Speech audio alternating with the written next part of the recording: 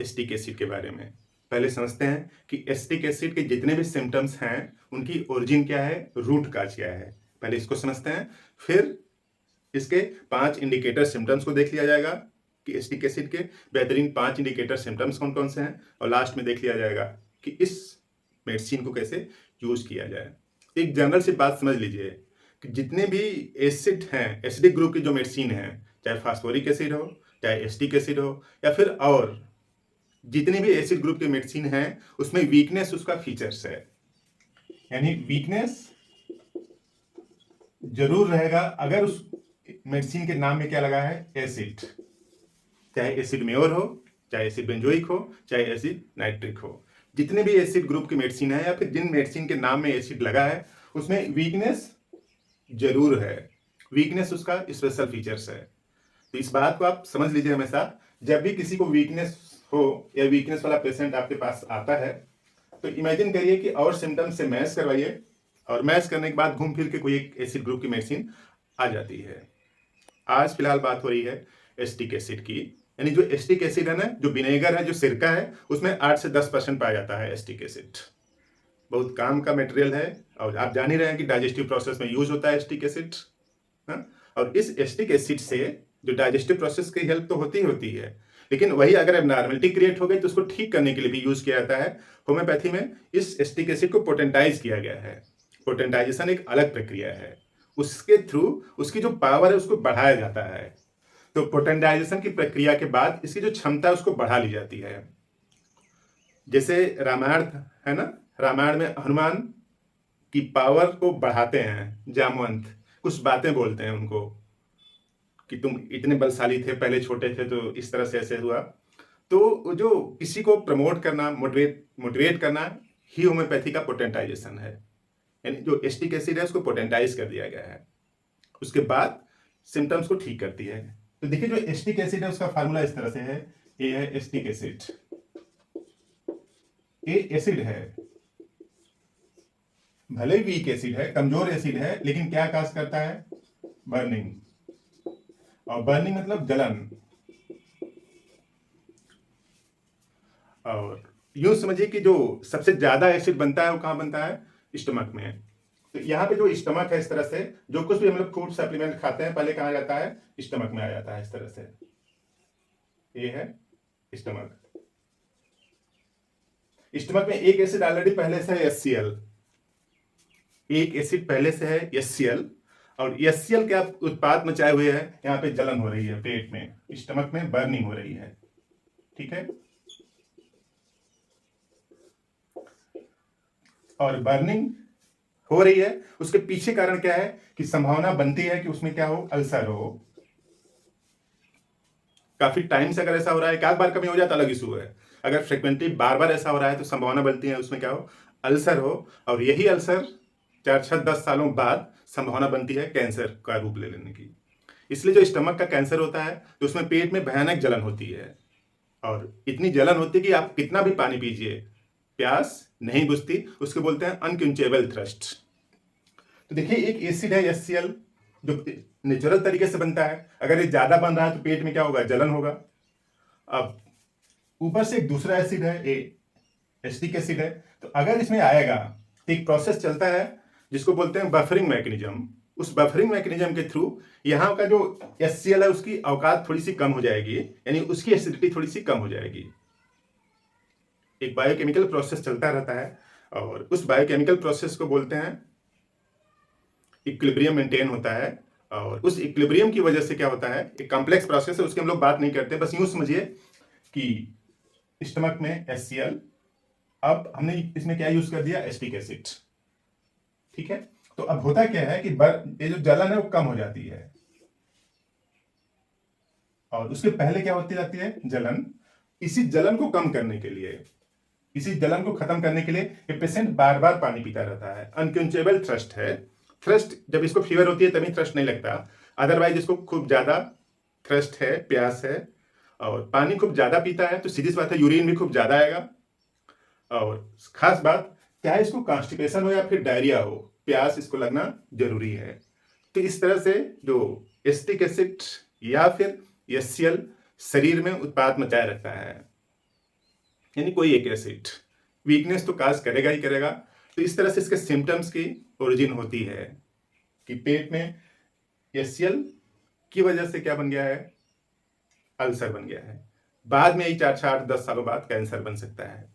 तो ये सिम्टम्स की ओरिजिन है। पहला सिम्टम्स कुछ इस तरह से है कि हाइपरक्लोरोहाइड्रिया, हाइपरक्लोरोहाइड्रिया एंड गैस्ट्रेल्जिया। हाइपरक्लोरोहाइड्रिया मीन्स जो HCl है ज्यादा है। मैं अपने से बता रहा हूँ, सब किताब में लिखा है सिम्टम्स, आप पढ़ेंगे तो। हाइपरक्लोरोहाइड्रिया एंड गैस्ट्रेल्जिया यानी पेट में दर्द हो रहा है, उसके पीछे का कारण क्या है कि HCl ज्यादा बन रहा है ना। हाइपरक्लोरोहाइड्रिया एंड गैस्ट्रेल्जिया मीन्स पेट दर्द, पेट में दर्द हो रहा है, तो HCl ज्यादा बन रहा है ना।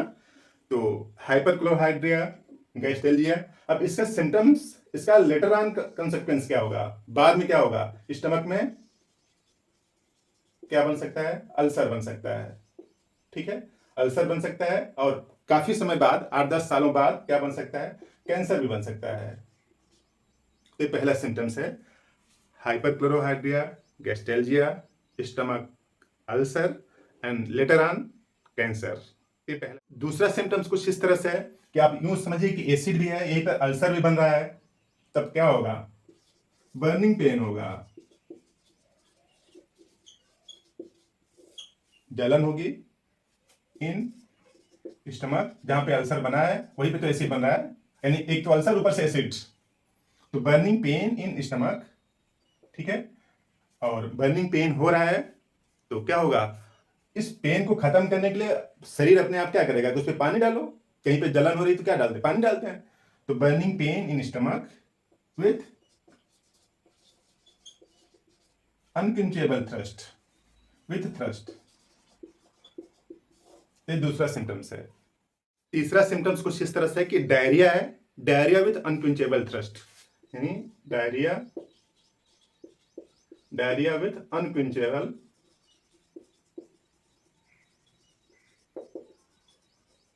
यानी बार बार यूरिन भी हो रहा है, यानी डायरिया है, डायरिया डिसेंट्री, यानी बार बार स्टूल पास हो रहा है, और अनक्विंचेबल थ्रस्ट है। तो इसका रिजल्ट क्या होगा कि कुछ तो इससे पास होगा और कुछ किससे पास होगा, यूरिन से होगा। यानी अनक्विंचेबल थ्रस्ट है, डायरिया हो रही है, उसके साथ साथ यूरिन भी ज्यादा हो रहा है, और पैर में सूजन भी है, यानी स्वेलिंग इन फीट। यानी देखिए कितनी खराब स्थिति है, खूब ज्यादा प्यास लग रही है, उसकी प्यास बुझ ही नहीं रही है, क्योंकि पेट में अल्सर जैसा है, पेट में जलन हो रही है, तो उस जलन को बुझाने के लिए ढेर सारा पानी पीता है। तो ढेर सारा पानी पीता है तो कुछ स्टूल के साथ पास होगा और कुछ यूरिन के साथ पास होगा, और जो कुछ बच भी जाएगा क्योंकि पानी ज्यादा पी रहा है, तो स्वेलिंग ही आ जाएगा, फीट में स्वेलिंग है, यानी पैर में सूजन भी है, प्यास खूब ज्यादा है, और उसके साथ साथ पानी ज्यादा पी रहा तो यूरिन भी ज्यादा आएगा। ये तीसरा सिम्टम्स है। चौथा सिम्टम्स कुछ इस तरह से है कि उसको कॉन्स्टिपेशन भी होगा तो भी भयानक प्यास लगेगी, यानी कॉन्स्टिपेशन विद थ्रस्ट, यानी अनक्विंचेबल thrust, constipation with अनक्विंचेबल thrust, अनक्विंचेबल thrust, यानी चाहे डायरिया हो चाहे कॉन्स्टिपेशन हो, उसको प्यास लगना ही है, खूब ज्यादा प्यास लगती है। तो कॉन्स्टिपेशन विद अनक्विंचेबल थ्रस्ट, यानी डायरिया भी है तो भी थ्रस्ट है, कॉन्स्टिपेशन भी है तो भी थ्रस्ट। पांचवा सिम्टम्स कुछ इस तरह से है कि इसको कमर दर्द भी है ना, बैक एक कमर दर्द है, और कमर दर्द खास तौर से आराम तब मिलता है जब पेट के बल लेट जाता है, यानी बैक एक, एम्बुलेंट स्टमक। जो कमर दर्द है में तभी आराम मिलता है जब वो पेट के बल सो जाता है ना? और पीछे सोता है तो दर्द उसका क्या होता है, ज्यादा रहता है।